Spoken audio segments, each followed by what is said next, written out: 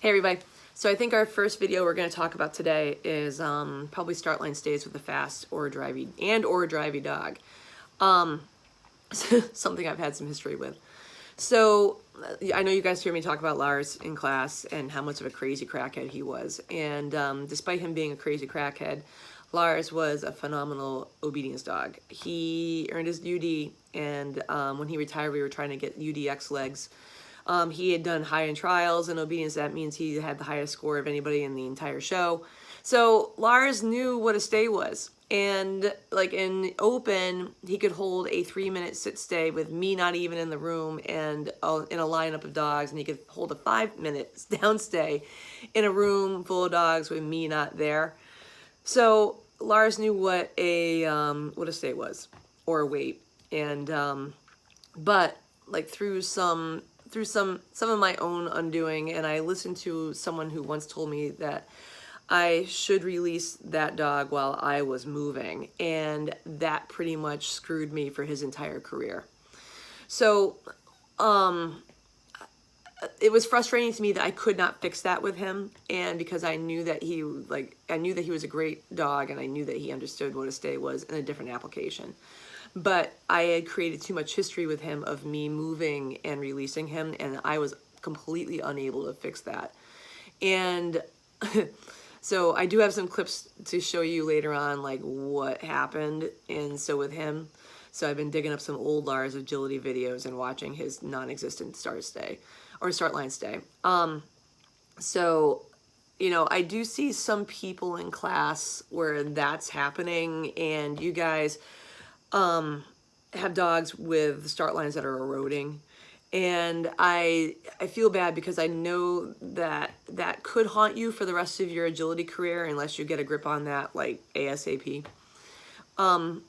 So, you know, like I said, moving in motion, like releasing your dog in motion, creates that feeling of like, now we're gonna go now, like with that fast drivey dog who can't wait. And you have a dog that really wants to play the game. And so, you know, that dog is probably gonna take advantage of like, I'm gonna go now because I really wanna play the game. And so with that fast drivey dog, you're gonna want to have distinct, clear communication that it's not time to go for the dog yet. And you have to be prepared to put, you know, don't let your dog run if they break, and like put them back, and only allow them to run if they follow your communication. So, you know, I see some people who are very gray with their communication with their fast dogs. And so the dogs who are drivey and smart are going to see some glimmer of that gray communication and then break their start line. So with the fast drivey dog, the one thing I had to learn with Lars, and even Ocean too, like when I was learning agility, was I had to be calm, I had to be clear, and I had to be, you know, I had to kind of like back up what I was going to say.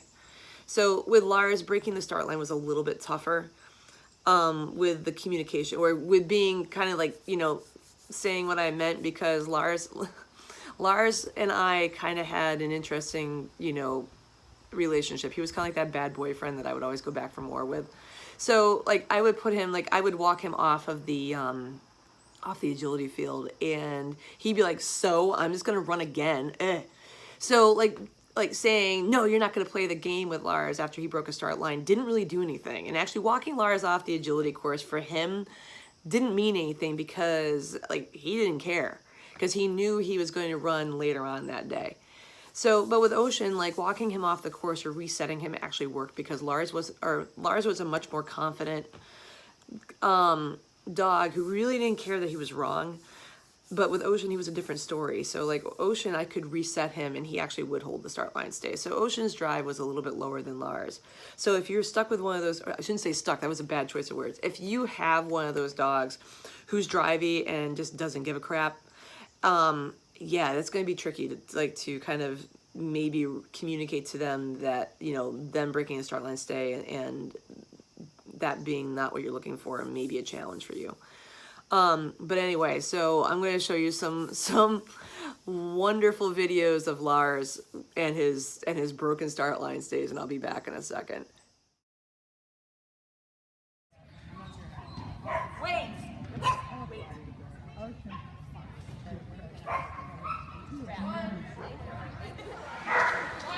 Here. Lars! Yes! Hands up!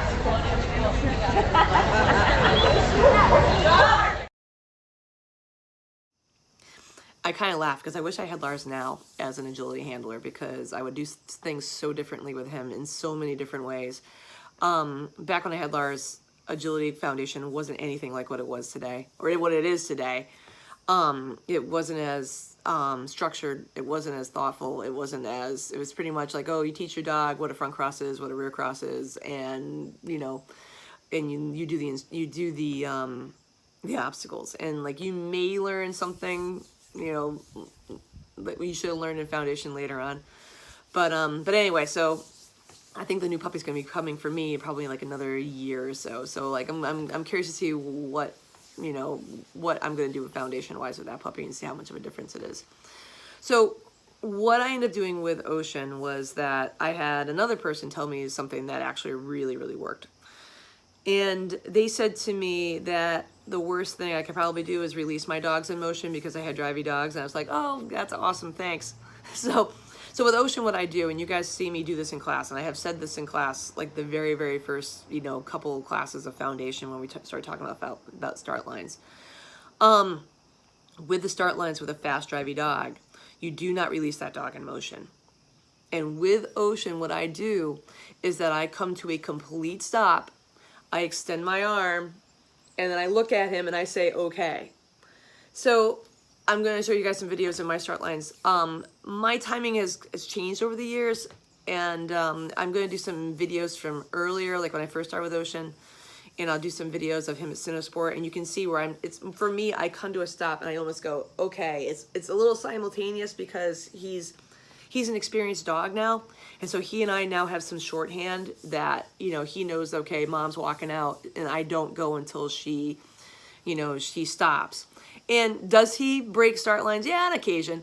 If he's really excited to play, it might be the first run of a trial that we haven't done, we haven't been trialing in a while, he may break a start line. And but since it's so infrequent and I know why he's doing it, and he's fine the rest of the day, if he gets that one start line where he may break it, but at least for me, he will let me get like an obstacle or two away from him before he actually breaks. And I keep him in the corner of my eye to see if he does that. I think you guys may have remember seeing a video I posted of him up at Springfield at the Thanksgiving cluster. It was first run of the day, and it looked like I released him, but I didn't. And then I ended up having to handle the whole first sequence of the jumpers run with rear crosses. And it worked out, but I was like, oh crap, here he comes. So, but yeah, sometimes with him, I may not reset him, because at this stage of the game, it happens so infrequently, and I'm pretty ready to handle it if he does break. So yeah, so what I do, like I said, I walk out, I come to a complete stop, I extend my arm, and then I say, okay. And I'll do some videos outside in a little bit, but the grass is really wet right now because of dew and rain and stuff like that. And now with Ocean being almost 9, I know, right? I'm going to wait till the grass dries off before I do some stuff with him, because I don't want him to wipe out and kill himself and hurt himself at this stage of the game. So you're going to see me do some videos of kind of exactly what I'm talking about. I also want you guys to really be mindful about rewarding your dog for a good start line stay. We all take that for granted. And that is how you're going to communicate to your dog that's what you want. People forget that, timing of rewards is how you communicate to your dog when they're right. Think about it. I'm going to say that again for the people in the back. So timing of your rewards, and rewards show your dog when they're right. Okay. So, yeah, you guys don't ever want to miss out on telling your dog when they're right, because that's how your dog's going to learn something. Like if your dog does something right and you don't give them any reward, and why would they want to be right? They're right, they don't know they're right. So that's probably one of the things that people do that kind of derail you know, sometimes they're dog learning stuff. You have to really make sure that your dog knows when they're right. And with the start line stays, if you have that fast drivey dog, you want to reward more stays than you actually release them. Okay. So that's how your dog is going to start figuring out and like improving. And like, I'm not going to get into proofing today, because if you guys have a dog who is breaking start lines, you're not ready for proofing. Okay. I'll do that in another video.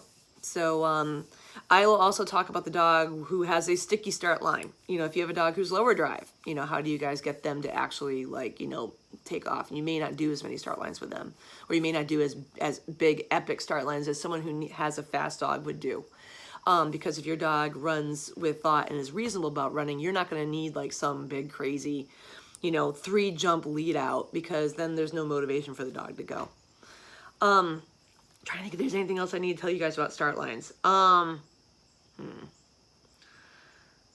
don't think so right now. But like I said, maybe when the grass dries out, like in an hour or two, I'll go out there with Mr. O, and he and I are gonna do some stuff that I can show you guys. And I want you guys to practice this at home. And I'm gonna do some start line stuff that doesn't have any jumps, and some stuff that does have jumps, so that way you guys can practice both. All right. And so then those people who are obstacle limited, they can have the opportunity to do some start line stay stuff too. All right, talk to you guys in a little bit.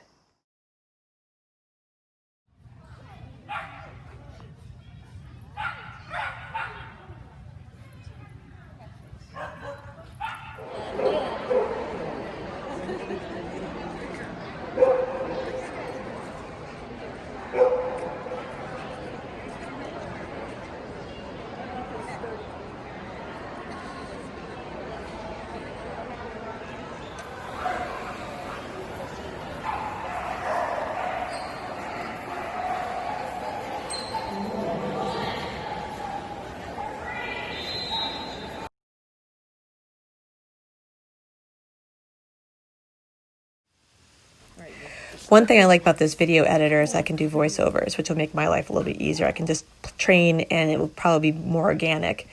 So with Ocean, I tend to use toys more than food, because he's way more toy motivated, as you guys can see, than food motivated. So you want to get your dog into the mode of playing the game. And as you can see, I'm walking out, I stop, there goes my arm, and then I release. So that's pretty clear to the dog. And one thing you notice is that I try to keep my training fun and light and make it a game. And you want to keep your play authentic, because your dogs know it's forced. So that's how you keep your dog engaged.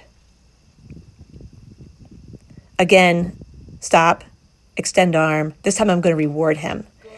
So if you have a dog who's not as toy motivated as Ocean is, you guys can use bigger pieces of food to throw to the dog. You guys can use a treat bag.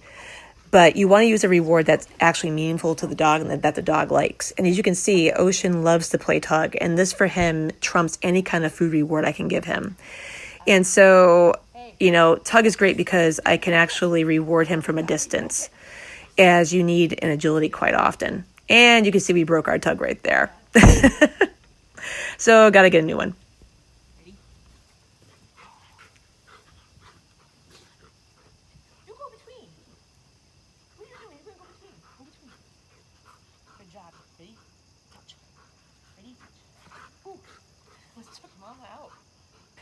I have to chuckle because you can see my obedience side showing, because I leave with my right leg instead of my left.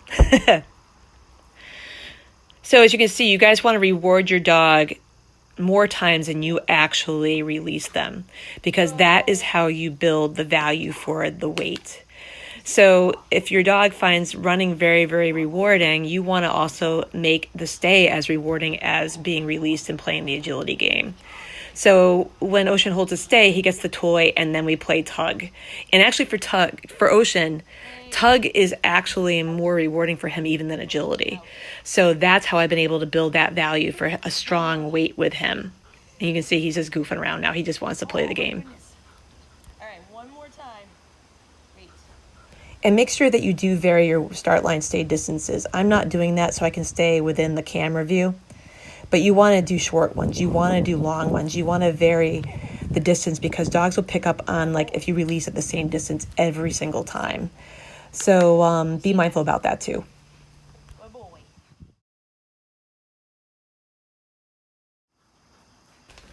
So now I introduce the jump, and the basic idea stays the same.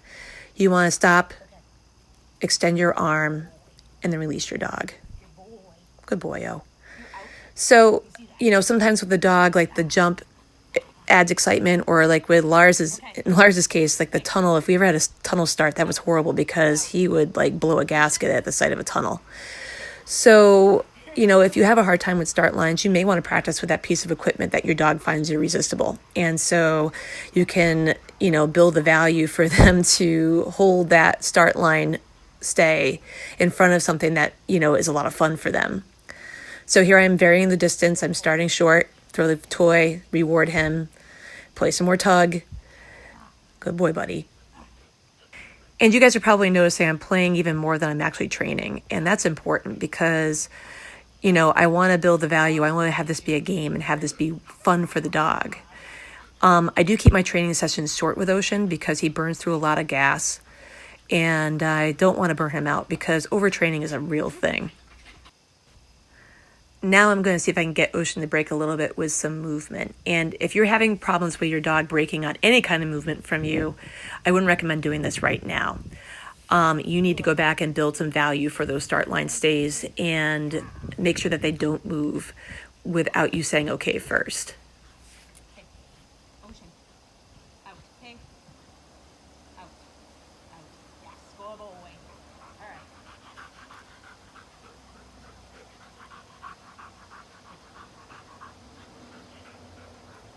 Wait.